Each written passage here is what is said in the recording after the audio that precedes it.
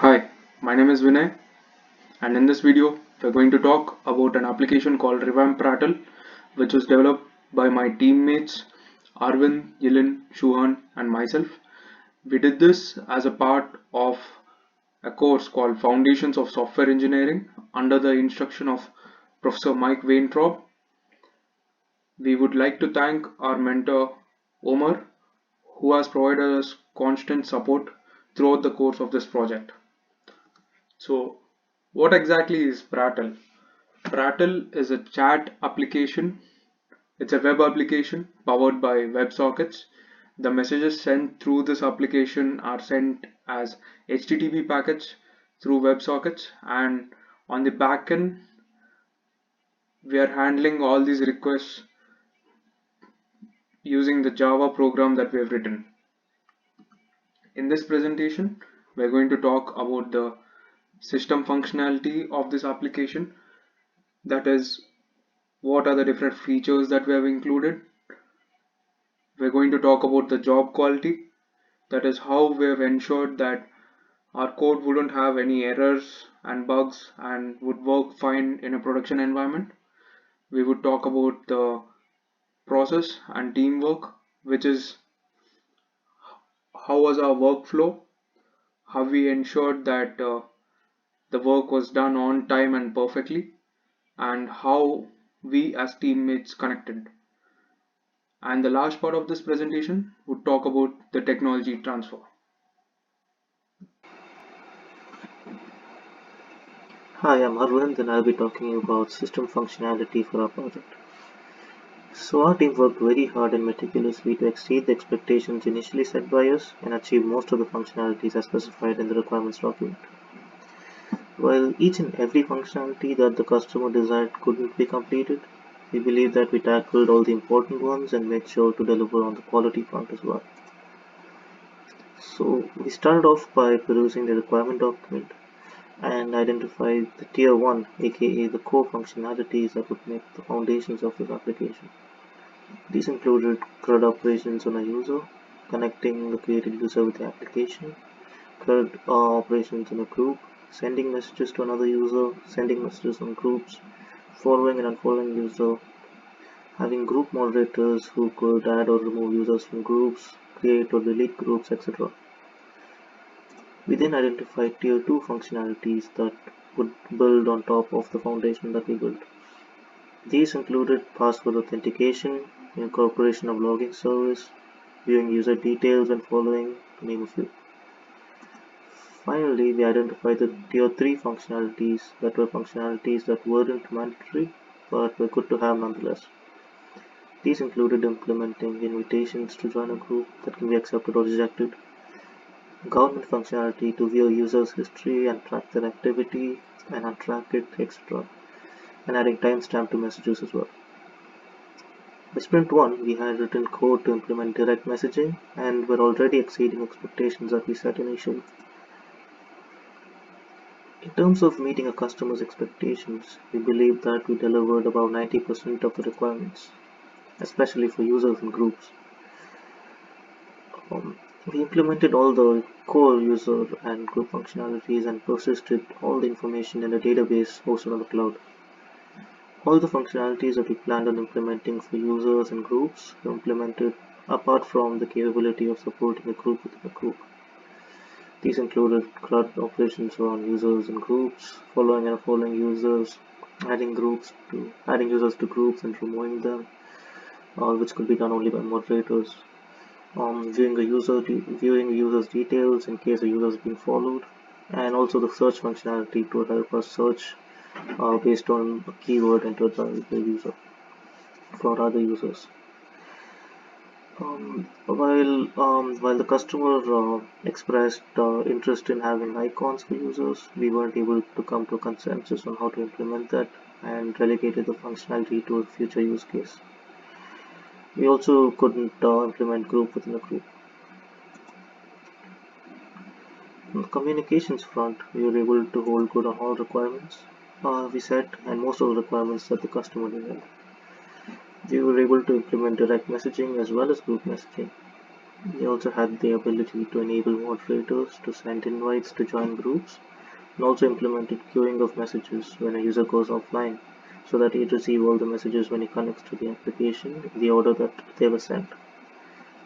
Few of the functionalities which the customer desired and we weren't able to follow through were include translation of messages to our local language, encrypting and decrypting the messages, and so having support for media messages like multimedia messages like songs or videos.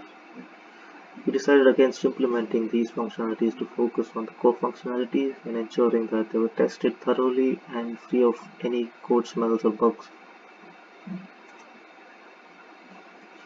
The customer desired a support for CALEA, and we made a start on this front by implementing functionality for the government, as a special user would have access to a user's activity and history.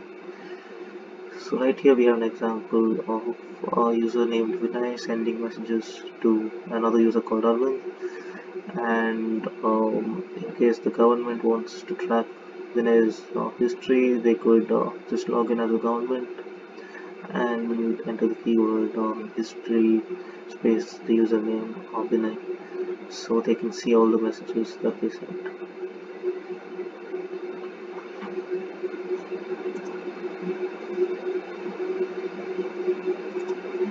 With respect to the goals set by the team before starting to work on the project, the final outcome exceeded set expectations in terms of quality and quantity of features, user experience, and testing as well. Even though we couldn't implement a handful of functionalities like nested groups and replying to individual messages, we made up for it by focusing on services deemed more important to the working of the application, such as logging, improving user experience, thoroughly testing the product, and removing code smells. The user would find the product not only useful but highly fault tolerant and user friendly. We improve the user experience and the front end of the application to look better and appealing to the user. The application also has a help button in order to Coming to the job quality of this application, we maintain the quality of our job by constantly going through the test coverage reports, by using various IDE plugins, and also taking a look at our quality gate reports. So the tools we used for quality measurement were Jenkins and SonarLint and SonarQube. We used Jenkins on our remote server for continuous integration and continuous development, which is known as CI/CD. And we installed SonarLint, which is a plugin on our development environment. It constantly detected the code smells and various issues with the code, and it used to highlight the part of the code which wasn't right. So we fixed them. Apart from that, we also had SonarQube, which constantly gave coverage reports on various types of coverage like line coverage, branch coverage, and just normal code coverage. So this is how our SonarQube report looked like. By the end, we had a test coverage of 92.3% and only one code smell. And this has been improving right from the beginning onwards. So the quality improvement is evident from the test coverage presented by the SonarQube report. We had a test coverage of 80% in the beginning, but by the end it was 92%. Same is the situation with the code smells as well. We had more than 30 code smells in the beginning, but we fixed all of those and we had only one code smell in the end. So this was the SonarQube report about our test coverage. The portion in dark blue represents the lines that were covered, and portion in light blue represents the lines that are to be covered. So we can notice that the gap between both these portions was pretty high in the beginning, but by the end it was very less, despite the fact that there were more lines to cover. And if we take a look at our code issues, we had about 32 code smells at a stage, but we fixed all of those, and by the end of this project we had only one code smell, which I think was pretty impressive.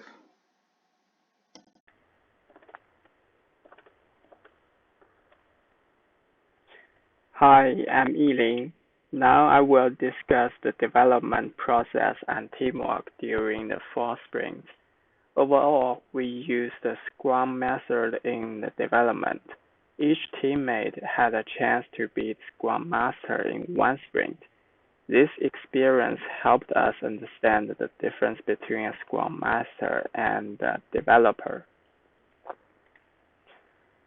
Although during our team meetings we didn't mention how to maintain good communication, I would say our team did pretty well at communications. After moving online, we use a variety of softwares to ensure effective communications and collaboration. WhatsApp, Teams, and Google Docs are the most used tools during the whole project. We managed to keep every team member engaged as we can reach each other easily through those softwares. Our team members use three different operating systems: Windows, Mac, and Linux. In this scenario, we find Maven is very useful as it automates the build, test, and deployment. With proper configured SonarQube and Tomcat, every team member can use the same workflow. GitHub is also important.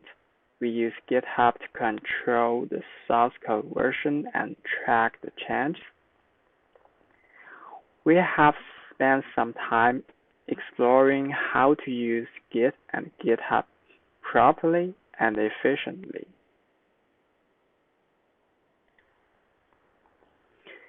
We got a lot Git experience during the project.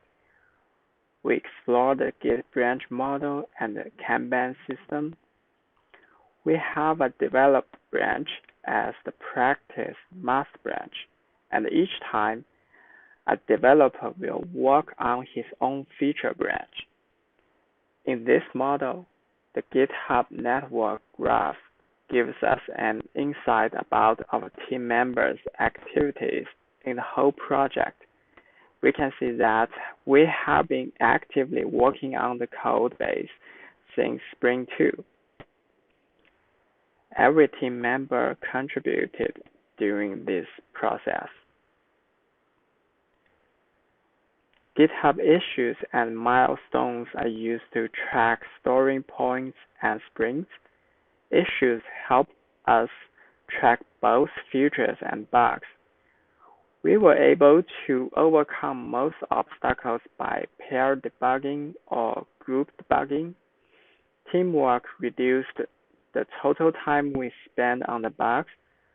The biggest problem we met is the refactoring of a complicated method. The method kept growth during the whole project. We made a design error as we don't know how to design a flexible command line interface at the beginning. When we realize the problem it brings, it's too late to fix it without a surgery. In the end, we still have one code smell left in our code, so we learned a lesson from it. As Martin Fowler said, we should refactor code immediately if we see a chance. Hi, my name is Zhu Han, and I'm here to talk to you about technology transfer. First, why is this software ready to hand over to client? First, it's deployed on a remote server, which means it's readily available to a client, and client can access the application by an IP address in any parts of the world. It also offers an intuitive UI and gives consistent user experience. We develop our software with end user in mind. We have followed a minimalistic design. Instead of crowding our UI with many buttons, we let our user effectively interact with the application with some simple commands typed in the message bar. Our application also offers a rich set of features. Other than the traditional messaging app features such as group message, private message, we also offer features like government wiretapping. We know our client is particularly concerned about their liability with FCC and Homeland Security, so we encrypt our application with special user called government. That would allow government to log in and conduct electronic surveillance over user without user knowing. Our application also has amazing code quality. It has been built and tested by 4 dedicated software developers. It has reached a test coverage of 92%. We have followed solid principles and applied all design patterns, which make our code easy to maintain but still open to extension. We used reliable open source tech stacks such as MySQL, Tomcat. These tech stacks are tried and true, and documentation for them are readily available, and they have been stable and effective for many years. Open source also lower the cost of software operation, and don't lock our software into specific vendors. We also provided well-documented code. This documentation will provide other developers with insight in our implementation and design choices, in case they need make change to our codebase in the future. What will be the next step in case our application needs to continue developing in the future? Our team has always been advocate for better user experience. We suggest we continue improve our user experience by implementing following features: autocomplete commands and group names, the ability to mute or block user, the ability to recall message. We also like to see more functionality, such as the support for multimedia message type. We also value our end users' privacy and security, so implementing end-to-end message encryption would be a priority. Thank you.